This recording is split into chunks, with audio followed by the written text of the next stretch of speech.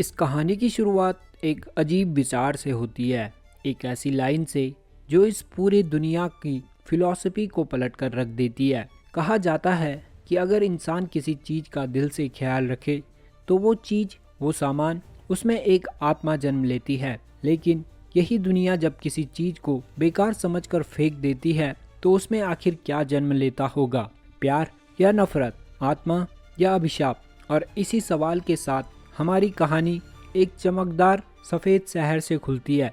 ऐसा शहर जो बाहर से तो किसी स्वर्ग सा लगता है, लेकिन अंदर से एक गहरी सड़ांध छुपाए बैठा है। हर तरफ सफ़ेद कपड़े, चमकदार बिल्डिंग्स, एक ऐसा वातावरण जहां धूल का एक कण भी नजर आ जाए तो लोग उसे पाप समझ ले। इसी शहर में एक छोटी बच्ची अपनी गुड़िया को गिरा देती है।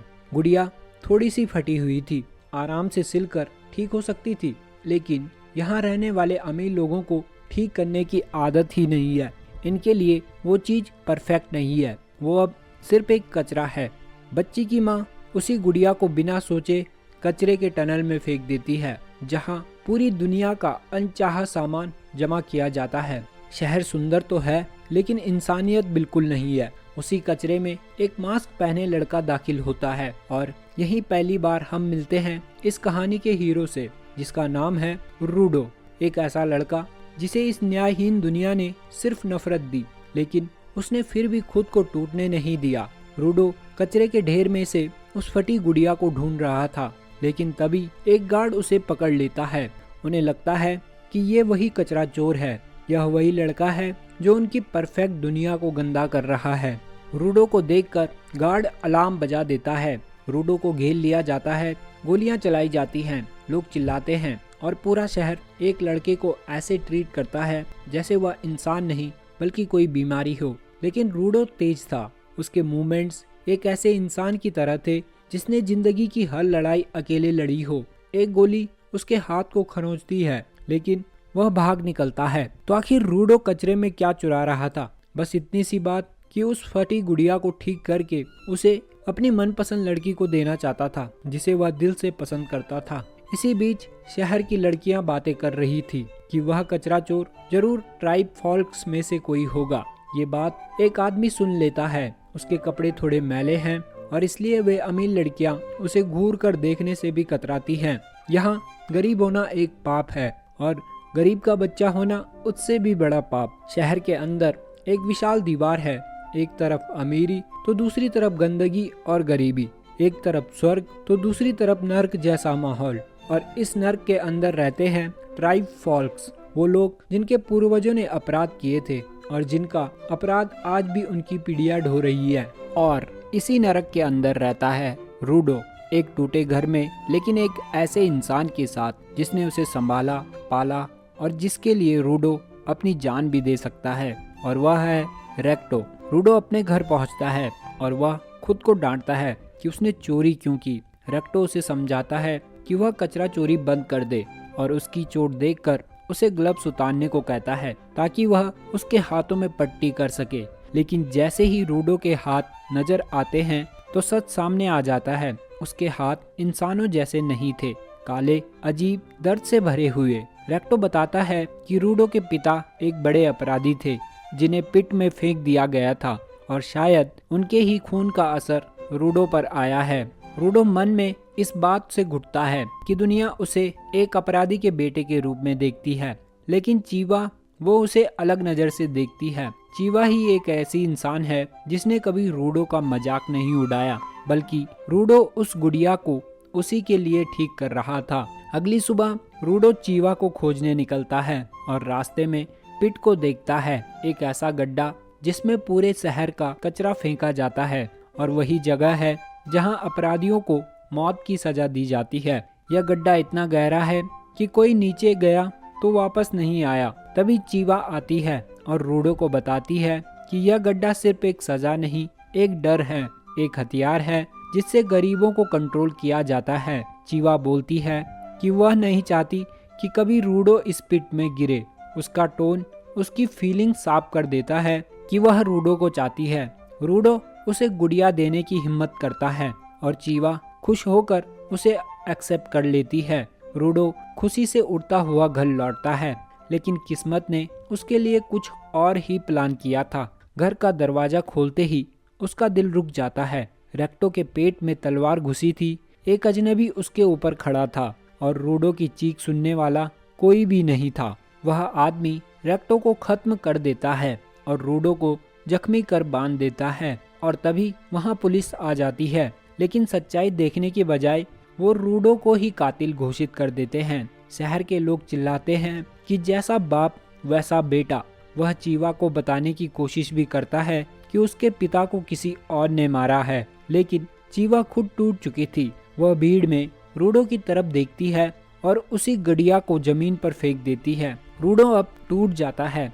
भीड़ उसे गाली देती है और आखिरकार उसे पिट में फेंक दिया जाता है। गिरते हुए रूडो की आंखों में सिर्फ एक आग बचती है, धोखे की, दर्द की और एक बदले की आग। वो कहता है कि मैं तुम सबको नरक में भेजूंगा, और यह उसका अंतिम वादा था। और जब रूडो नीचे पहुंचता है तो वह मरता नहीं, वह जागता है। कचरे के पहाड़ों के बीच आसमान दिखता ही नहीं है, सिर्फ अंधेरा, सिर्फ बदबू, सिर्फ वो सब सामान जो दुनिया ने बेकार समझकर फेंक दिया। लेकिन इस कचरे में कुछ और भी था, एक विशाल, डरावना, गटर की बदबू से बना हुआ मॉन्स्टर जो सीधे रूडो की तरफ देख रहा था। नीचे गिरने के कुछ ही पल हुए थे, लेकिन रूडो के लिए यह समय जैसा ठहर गया था। ऊपर की दुनिया, जहां उसे क्रिमिनल, कचरा, गंदगी बोलकर लोगों ने फेंक दिया, अब किसी सपने जैसा लग रहा था। बचपन में वो हमेशा सोचता था कि जिन्हें इस गहराई में फेंका जाता है उनकी असलियत में क्या हालत होती होगी। क्या वो बचते भी हैं या कचरे के पहाड़ के नीचे दबकर गायब हो जाते हैं। लेकिन आज वो खुद उन्हीं सवालों के बीच फंसा था। पूरा माहौल इतना जहरीला, इतना घुटन भरा कि सांस उसके सीने को जलाकर रख दे रही थी। और इन सब के बीच जो चीजें सबसे ज्यादा डर पैदा करती थी वो थे ये कचरे से बने मॉन्स्टर, जिनकी आंखें नहीं थी पर वो हर आवाज पर टूट पड़ते थे। रूडो उस अंधेरे में भागता जा रहा था। कचरे की बदबू उसके फेफड़ों को चीर रही थी। उसे एक इंसान की खोपड़ी मिली और वो ऊपर की तरफ चिल्लाकर कहता है, तुम लोग इतने क्रूर कैसे हो सकते हो? मुझे ऐसे नर्क में कैसे फेंक दिया? लेकिन उसका जवाब कोई नहीं देता, सिवाय उस मॉन्स्टर के जो उसके पीछे गरजता हुआ कूदता है। रूडो एक ढलान से फिसलता है और कचरे के समुद्र जैसी गहराई में पहुंच जाता है। उसे उल्टियां आने लगती हैं, खून उसके ओंठों से टपकता है। वो समझ चुका था अगर यहाँ ज्यादा देर रहा तो सांसें ही उसे खत्म कर देंगी। लेकिन फिर उसके दिमाग में रेक्टो की याद चमकती है।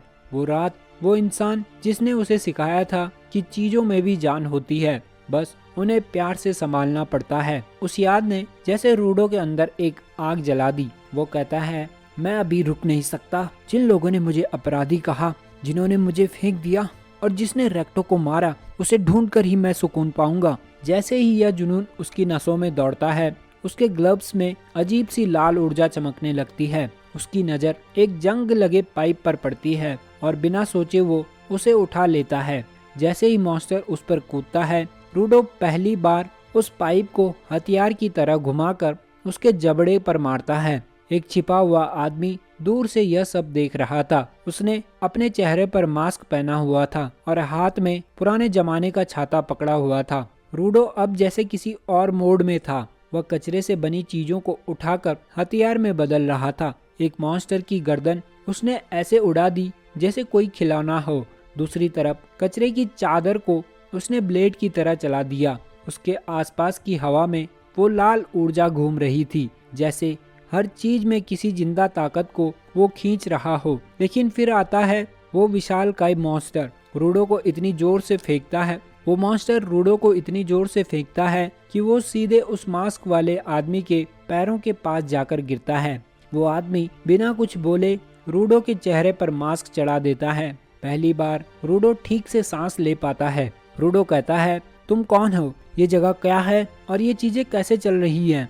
रूडो सवाल पे सवाल करता जाता है। वो आदमी चुप रहने को कहता है, लेकिन रूडो भी जिद्दी था। उसके बोलने की वजह से आसपास के बड़े बड़े मॉन्स्टर उनके पास आ जाते हैं। वो आदमी गुस्से में बोलता है, मैं कब से तुम्हें चुप रहने को बोल रहा हूँ, ये आवाज पर हमला करते हैं। अचानक वो अपने छाते को खोलता है और उसमें से बिजली जैसी ऊर्जा निकलती है। अगले ही सेकंड उसका छाता एक घूमती हुई ब्लेड में बदल जाता है।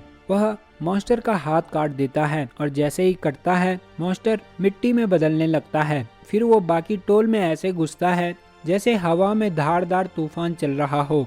वह आदमी एक एक करके सारे मॉन्स्टर्स को एक ही वार में धूल में बदल देता है। रूडो पहली बार किसी को इतना ताकतवर देख रहा था। वो मन में सोचता है कि अगर ये पावर मुझे मिल जाए तो मैं उन सबको सबक सिखाऊंगा जिन्होंने मुझे यहाँ फेंका है। आखिर में वह आदमी अपना मास्क हटाता है और कहता है, मेरा नाम है एंजी और मैं एक क्लीनर हूँ। इसके बाद रूडो बेहोश हो जाता है। जब रूडो जगता है तो खुद को वो चेन से बंधा पाता है। एंजी उसे खींचते हुए ले जा रहा था। रूडो वापस ऊपर जाने की जिद कर रहा था, लेकिन एंजी साफ कह देता है, वो दुनिया जिसे तुम ऊपर कहते हो उसे हम स्पेयर कहते हैं और वहाँ से नीचे आना आसान है, लेकिन ऊपर जाना लगभग नामुमकिन है। रूडो मानने से इनकार करता है। रूडो कहता है, तुम्हें रास्ता पता है, मुझे सब जानना है, इस दुनिया के बारे में, उन मॉन्स्टर्स के बारे में और तुम्हारी पावर के बारे में भी। एंजी उसे एक वीरान जगह ले जाता है जहाँ एक छोटा सा घर था। जैसे ही वह रूडो को छोड़ता है कुछ लोग बाहर आते हैं। पहले तो वो काफी दयालु लगते हैं, लेकिन कुछ ही पलों में पता चल जाता है कि ये लोग ऊपर से आए शरीर बेचते हैं, जहाँ स्पेराइट ऊपर से आने वाले को लोग नफरत से देखते हैं। जहरीली हवा, कचरे के पहाड़, मॉन्स्टर्स, इन सब का जिम्मेदार वो ऊपर वालों को मानते हैं। वो लोग रूडो को तंग करने लगते हैं, उसके मुंह में खाना ठूसते हैं। तुम्हारे लिए ये भी कचरा होगा ना? लेकिन रूडो उनकी उंगली ही चबा देता है और फिर एक एक शब्द नाप कर बोलता है, ये कचरा नहीं है। लोग खुद अपने हिसाब से चीजों को नाम देते हैं। ऊपर वाला, नीचे वाला, अमीर, गरीब, सब दिमाग का खेल है। जैसे ही रूडो का गुस्सा बढ़ता है उसकी ऊर्जा फिर से भड़कती है। चेन टूट जाती है, चीजें हवा में उड़ने लगती हैं। रूडो रेक्टो की बात याद करता है, चीजों में जान होती है अगर उन्हें प्यार से संभाला जाए। जिसके बाद रूडो समझ जाता है कि उसके ग्लव्स में सोल आ चुकी है और वही उसकी ताकत का स्रोत है। अब वो एक चेन, फिर एक टायर, हर चीज को हथियार में बदलने लगता है। नीचे के लोग डर जाते हैं, ये तो एक से ज्यादा चीजों को पावर डाल सकता है। आखिरकार एनजी आकर उसे रोकता है। कूल डाउन यार, कूल डाउन छोटे लड़के, ये काफी है इन सब के लिए। रूडो धीरे धीरे होश में आता है और उसके हाथ का टायर मिट्टी बनकर गिर जाता है। एनजी पहली बार गंभीर होकर कहता है, तुम्हारे अंदर ये पावर है कि तुम एक गिवर हो। जो लोग चीजों में जान डालते हैं और उनकी सोल को बाहर निकालते हैं वो गिवर कहलाते हैं। अगर तुम चाहो तो क्लीनर्स को ज्वाइन करो, हमें तुम्हारे जैसे लोगों की काफी ज्यादा जरूरत है। लेकिन रूडो साफ कहता है, मुझे कोई भी टीम ज्वाइन नहीं करनी। और यहीं पर एपिसोड 2 खत्म हो जाता है।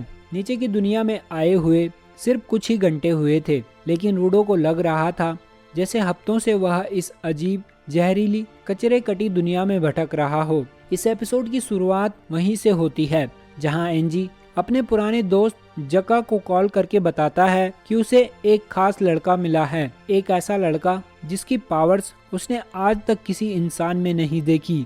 जका पहले तो यकीन नहीं करता, लेकिन एनजी की आवाज में जो भरोसा था उसने साफ कर दिया कि ये कोई मामूली मामला नहीं है। दूसरी तरफ रूडो एक डॉक्टर से पट्टियां बंधवा रहा था, जो खुद को रूडो को लगता है कि यह कोई बूढ़ा आदमी है, लेकिन डॉक्टर बताता है कि वह कोई आदमी नहीं बल्कि एक बूढ़ी औरत है। रूडो अब भी एनजी को घूर घूर कर यही बोल रहा था कि मुझे तुम्हारी टीम में शामिल नहीं होना, मुझे ऊपर जाना है। लेकिन धीरे धीरे उसे समझ आ रहा था कि इस दुनिया में सिर्फ जिंदा रहना ही चुनौती है। यहाँ की हवा, यहाँ के मॉन्स्टर्स और यहाँ के लोग सब उसे ऊपर वालों से नफरत के साथ देखते हैं। एनजी उसे साफ चेतावनी देता है, अगर तूने गलती से भी बोला कि तू ऊपर से आया है तो तेरा बचना मुश्किल है, इसलिए चुप रह कर मेरे पीछे चल। रूडो के पेट में भूख की चीलें घूम रही थी, इसलिए दोनों एक छोटे से खाने के ठेले पर पहुंचते हैं। रूडो एक बर्गर को ऐसे खा रहा था जैसे उसने जिंदगी भर खाना न खाया हो। इतने में उसकी नजर पहली बार इस अजीब दुनिया की असलियत पर पड़ती है। कचरे के पहाड़ों के बीच भी यहाँ शहर बसे हुए हैं। असल में यह जगह सिर्फ पिट नहीं बल्कि एक बसा हुआ अंडरवर्ल्ड है, जहाँ इंसान अपनी ही बनाई जहरीली दुनिया में जीते हैं। खाते खाते एनजी उसे बताता है कि यह पूरी दुनिया एनिमा नाम की एक रहस्यमय ऊर्जा से भरी हुई है। यह वही ऊर्जा है जो टाइम के साथ चीजों में जमा होती है और यही ऊर्जा कचरे के उन मॉन्स्टर्स की जग और यही ऊर्जा कचरे के उन मॉन्स्टर्स की वजह भी है एनिमा से बने मॉन्स्टर्स आम हथियारों से नहीं मरते, एनिमा से बने हथियारों से जरूर मरते हैं और ऐसे हथियारों को कहा जाता है विटल इंस्ट्रूमेंट्स जिनमें सोल होती है। जैसे एनजी के पास छाता है और रूडो के पास उसके ग्लव्स। रूडो को अचानक रेक्टो की बात याद आती है, किसी चीज का ख्याल रखो उसमें जान आ जाएगी, और वो समझ जाता है कि उसके ग्लव्स में वही जान है और वही एनिमा की सोल, और इसी वजह से वो गिवर है, एक ऐसा इंसान जो चीजों में जान भर सकता है। रूडो एनजी से एक ही बात पूछता है, अगर मैं तुम्हारी टीम में शामिल हो जाऊं, क्या तुम मुझे ऊपर जाने का तरीका बताओगे? लेकिन एनजी तुरंत कह देता है, ऊपर कैसे जाना है ये तो मुझे नहीं पता। रूडो वहीं गुस्से से फट पड़ता है, लेकिन एनजी शांति से कहता है कि उसके बॉस को शायद पता हो। तो अगर रूडो को सच जानना है तो उसे क्लीनर्स के बेस तक जाना ही होगा। कुछ देर बाद एनजी को कॉल आता है और वह रूडो को थोड़े पैसे देकर कहता है, ये ले पैसे, ये तेरे कपड़े बेचकर मिले थे मुझे। हॉस्पिटल और खाने का बिल भी मैंने उसी से दिया है। वैसे भी तेरे पुराने कपड़े देखकर लोग समझ जाते कि तू ऊपर से आया है। रूडो को यह सुनकर इतना गुस्सा आता है कि वह एनजी को कुछ बोल भी नहीं पाता। एनजी हंसते हुए कहता है, मैं तुम्हारे नए ट्रेनर से मिलने जा रहा हूँ, यहीं रुकना, और वह चला जाता है। लेकिन रूडो ने रुकने का नाम लिया होता तो वह रूडो थोड़ा सा भी नहीं होता। तभी एक शरारती बिल्ली आती है और रूडो की पैसे वाली पोटली उठाकर भागती है। रूडो उसके पीछे गली में दौड़ता है और वहीं से कहानी एक नए मोड़ पर पहुंचती है। बिल्ली को पकड़ने के चक्कर में वह एक लाठी उठा लेता है जो असल में जनका नाम के आदमी की थी, और जनका बिल्कुल एनजी जैसा साफ सीधा नहीं था। वह लाठी उसके लिए खजाना थी, इसलिए वह रूडो को देखते ही भड़क उठा। पहले वह रूडो को धक्का मारकर लाठी छीनता है और रूडो को रूडो के नाम से कहता है कि मेरी लाठी से दूर हटो। फिर अचानक अपनी लाठी को एक लोहे की रॉड में बदल देता है, एक विटल इंस्ट्रूमेंट में। रूडो पहले तो डर जाता है और वह फिर पूछता है कि यह उसका नाम कैसे जानता है, और तभी जनका बताता है, मैं तुम्हारा ट्रेनर हूँ। लेकिन जैसे ही वह बोलता है कि लगता है तुम्हारे बाप ने अच्छे संस्कार नहीं दिए, रूडो की आंखें लाल हो जाती हैं। उसे रेक्टो की याद आती है, रेक्टो की आखिरी यादें। लेकिन गुस्से में टूटने के बजाय वह रेक्टो की एक लाइन याद करता है, शांति से बात करके देखो, कई बार सामने वाला सिर्फ गलतफहमी में होता है। रूडो धीरे धीरे शांत होता है और माफी मांगता है। पहली बार कोई रूडो को देखकर चौंकता नहीं, बल्कि जनका खुद माफी मांग लेता है, और वहीं से दोनों के बीच एक अजीब अनकहा रिश्ता बन जाता है। रूडो को पता चलता है कि गुस्सा कम, दिमाग ज्यादा काम करता है।